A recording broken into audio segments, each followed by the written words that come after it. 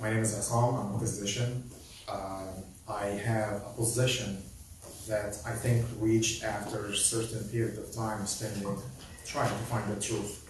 I call myself theistic evolutionist, monotheistic evolutionist to be specific. My faith is Sola Scriptura, despite being Coptic. So when I'm going to honor unity, my question, this is not a philosophical nor theological argument, so we should refrain from using such arguments. Response should be paleontologic, genetic, or archaeological evidence / argument. At this point, to see the resemblance between us and the great apes with all the intermediates in the middle. Yet it's been said for very, very prominent stages in our evolution. And I'm going to introduce you to those human beings, despite how odd that might sound. But first, meet Tomai, age 7 million years. We'll talk about how do we age fossils and rocks in our following question. He was discovered somewhere in Ethiopia. He is not a monkey, and he doesn't look like us. Then meet Lucy, Anthropopithecus, a more recent one, which is Australopithecus sediba. That's the one you're seeing. And then we kept seeing even more resemblance towards us now. This is Homo erectus, the first, let's say, creature that acquired bipedality. Stood on their feet, made tools, and once this started, whole different ballgame moving forward. And then down to the Neanderthals, Homo neanderthalensis. We have a lot of fossils, not like one or two. We have a lot. They inhabited Europe, and there's very rich history. They did everything we do. They had tools, they had belief system, they had communities, they married, they cared for their infirm and elderly, they buried their dead, they had rituals, they gathered. Now, see that we came from here to here with clear kinship, DNA lineage, fossil records, which is very accurate, by the way. Where to draw the line? Back to Genesis. What defines man that was created in God's image? And if you choose to say Homo sapiens, us, what is your proof? Why it's not them, or them, or them? And my other question is, the other aspect of the question, what is your evidence that us as Homo sapiens are the ones created in God's image, if that happened according to the church, official church position 6,000 years ago, while Homo sapiens species go back to 200,000 years at least. And they were never, during this period of time, were alone until maybe 30,000 years. Neanderthals even interbred. That's my question. Thank you, Assam. Thank you. Dr. Nader will respond to the first half of the question.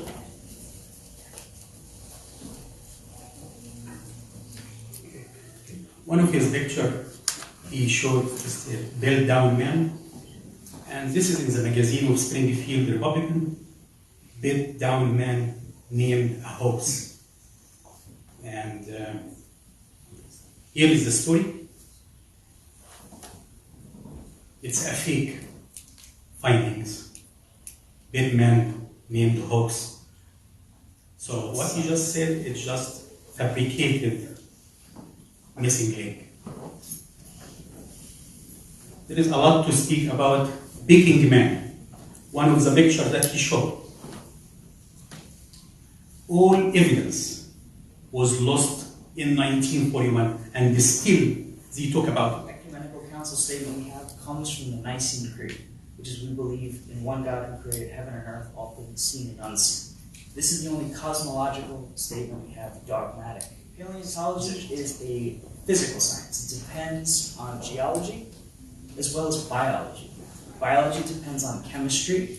Chemistry depends on physics. Physics depends on mathematics. Mathematics is warranted and grounded by logic. Therefore, any evidence from a higher science is admissible and has bearing on lower science. So biological evidence was referenced vis-a-vis paleontology. We have bones, but we're only able to group the bones in proximity to other species based on biological evidence. So he's introduced evidence above and beyond paleontology. Therefore, we should be. And this, perhaps, is the most obvious and greatest objection which can be urged against my theory. End quote. Actually, Darwin could not cite a single example of transitional form, which you claim to have a lot of. Records of this is something called the Cambrian explosion.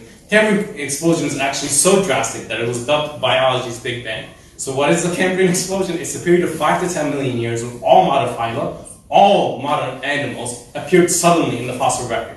To give you a bit of context, the age of the Earth is 5.4 billion years old. If this is likened to a 24-hour period, that means all modern animals came into existence in 1 minute of this biologist Richard Dawkins. And Richard Dawkins is pretty huge, right? He wrote The God Delusion, The Selfish Gene, and he claims that evolution is the reason that why we exist. He says, it is as though, he's speaking about the Cambrian explosion, it is as though they were just planted there without any evolutionary history. End quote. Paleontologist Niles Dredge says, when we do the introduction of evolutionary novelty, when we do see the introduction of evolutionary novelty, it usually shows up with a bang, and often with no firm evidence that the fossils did not evolve elsewhere. Evolution cannot be forever going on elsewhere. And that's my case. You have basically made a lot of claims, but none of the fossil records support it. How many of you is a student for medical field or have been studying biochemistry? Raise hands. All right, we have good amount here. How much of our DNA is functional in our body? How big the DNA, how much of it is functional? Only 5% of our DNA is functional, according to our knowledge. How much we can, I'll give you an example. A mouse has 62% similarity with human DNA. Is a mouse considered 62% human? Is the mouse considered a 62% human? Actually, it's 85. 85? Okay. My mouse brain is 62%. So the skull could be bigger, but the brain could be smaller. I assume that we are the most advanced species right now in our timeline. And our brain considered the biggest along the line. But how much of our brain is used? Again, it's about the functioning of the organ. Only 10% of our brain is functioning. What about the 90%? Why are they not evolved? Are we set for more evolution, or this is the end of it? Actually, scientists were able to predict how to fill gaps and what creatures might look like to fill gaps, and only time proven They're burning everyone up. It's all assumption, guys. The problem is that we don't ask from where they got that number, and we, by faith, we think that they do the job, but the reality is still, we have faith in them. I have bigger faith in the Bible. The Cambrian explosion, and you didn't say anything about it. No, I have this in my second question. Okay, but you told me to reference Richard Dawkins, and I literally quoted Richard Dawkins when he says, it is as though they were planted there without any evolutionary history, end quote. He said this, it's not me, like, I can reference, you told me to go to him, but he's saying that they showed up. But I'm making a point. Second is that you mentioned that there's a lot of books for this, but I will mention that there's a lot of books against it. To name a few, like Darwin on Trial, by Philip E. Johnson, Darwin's Doubt by biologist Stephen C. Myers, and he talks about the Cambrian explosion a lot, actually. So I really want to reiterate, I didn't quote any theistic paleontologists. This, science has disproven that. This is an important point to make, that when we're speaking of knowledge claims like this, we're actually speaking in philosophical terms. This is a question of epistemology. What does the evidence actually tell us, and are we warranted in calling that knowledge, or is it simply mere belief? Do we believe that this is the case because evidence encourages us to believe that this is the case, or do we definitively know? And what is the difference? The common conception of science is that it proceeds based on inferential deduction, that we see evidence and it proves something. Science is not a tool of proof, it is a tool of disproof.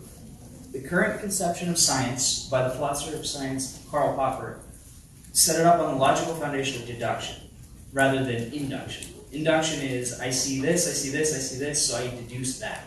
That's not certain because the first counterexample I get can throw my whole theory in a tizzy. It can explode an entire theory.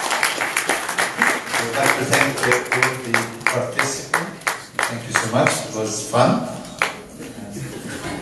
For us. And I know that it was hard for you guys. So we're going to take a break for about 10 minutes. Then we're going to come back for the second round. For the second round of questions.